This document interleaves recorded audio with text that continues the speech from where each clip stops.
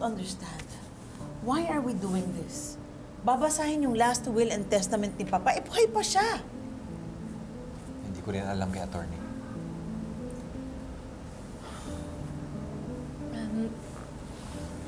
Tay, kailangan po bang andito po talaga ako? Okay lang naman po kung wala po ako dito eh.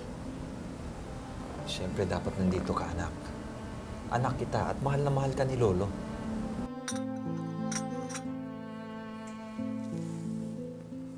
Oh! And speaking about who should and shouldn't be here, this woman shouldn't be here. Anong ginagawa mo dito, Moira? Merry Christmas sa'yo, Giselle. Ito naman, Paskong Pasko, galit na galit. Teka, ano bang magagawa ko sa'yo para naman sumasaya-saya ka ng konti? Alam mo, umalis ka lang sa harapan ko, sapat na. Merry Christmas, Giselle. Ay, may Christmas gift ka na pala. Your daughter just appeared out of nowhere from the dead. You must be so happy. Pero, teka, galit siya sa'yo, di ba? O paano na? Talaga bang bored na bored ka na sa buhay mo, kaya buhay ko naman ang pinakikialaman mo? Or are you just on a holiday? No one to kill? No one to kidnap? Oo nga pala. Nagbabakasyon din pala ang mga kriminal tuwing Pasko. Ate, huwag mo nang patulan. Moira, tumigil ka na sa pang-aasar mo. Nasaan ba si Zoe? Nasa bahay nagpapahinga. Mabuti na rin at wala siya dito. Dahil I'm sure ibubuli lang siya ng ate mong praning. Alam mo, Giselle, hindi na ako affected sa mga patutsada mo. Kasi I'm so sure you're hurting right now. Tumigil ka na nga, Moira. Kung mang-aaway ka lang dito, umuwi ka na. Ako na lang magbabalita kay Zoe. No way! Kailangan kong protektahan si Zoe. Baka kung anong hokus-pokus pang gawin ng ate mo. O ano, dito na ako upo, ha?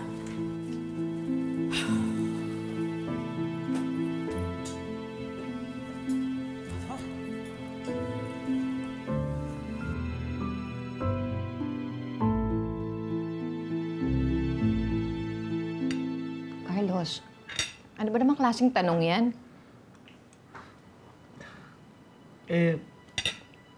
Kunwari, ako yung tatay ni Zoe. Imposibleng mangyari yun. Pero sige, sabihin na lang natin na totoo nga yung mga sinasabi mo. Hindi ko pa rin alam kung anong mararamdaman ko. Kasi naman to si Zoe, paiba-iba ng ugali eh. Pero alam mo, kung mabait lang siya, lalong-lalo na kay Annalyn, siguro, baka, pwede ko siyang tanggapin, pero it will take time. Pero ang magiging issue talaga dito, magkakaroon tayo ng problema sa'yo. Bakit? Kasi, tinago mo sa akin. Hindi mo sinabi kagad sa akin. Tapos isa pa, si Moira pa yung nanay. Naku, gulo yun. Sandali, ikaw ba gusto mong maging anak si Zoe? Hindi. Gulo nga yun. Ay, kumain ka na. Ito, masarap na. Sarap. Gusto mo? Tapos na. Tapos ka na?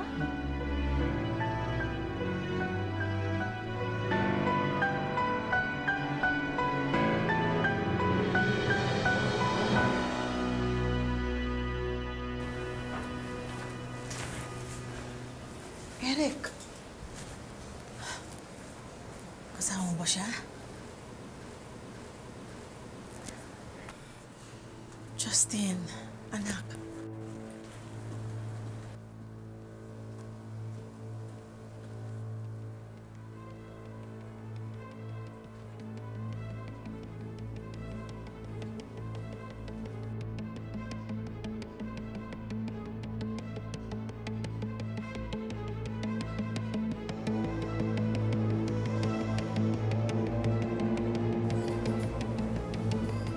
Sino siya? Siya yung anak ko. Ah, ikaw pala yung ipinamigay ni Giselle. Pero teka. Kasama din ba siya sa last will and testament? Kararating lang nito eh. Hindi na nga natin kilala. Nandito pa tong anak sa labas. Si Zoe lang ang dapat nandito dahil siya lang ang legitimate na apo. Moira, tama na. Or else I will drag you out of this building myself.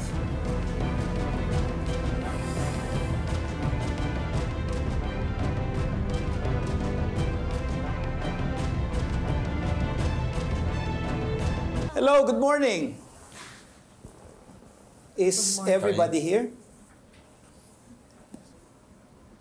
Good. Let's start.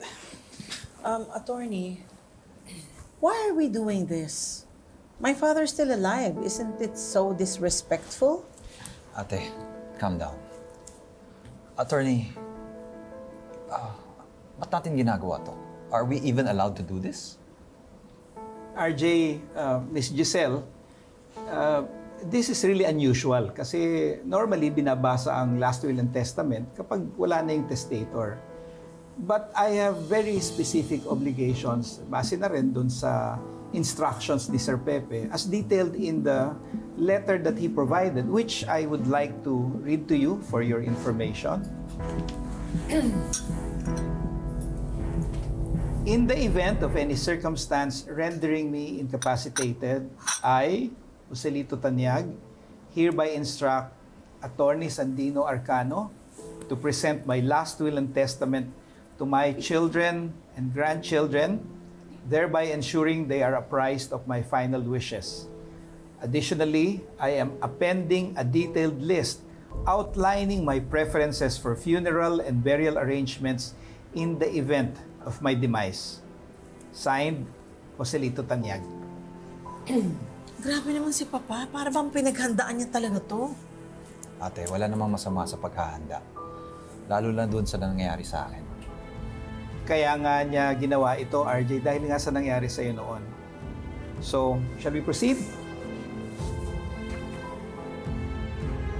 I, Joselito Tanyag, of legal age, residing at the Maharlika Grand Villas, Banilad, Cebu City, being of sound mind and memory, do hereby declare this to be my last will and testament.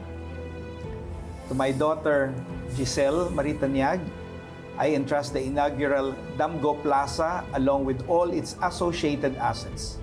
Furthermore, I bequeath 50% of my monetary assets, deducting any prior grants or gifts to other heirs.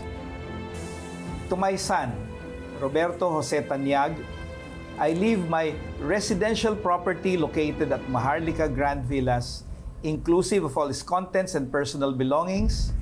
Furthermore, I bequeath 50% of my monetary assets, deducting any prior grants or gifts to other heirs.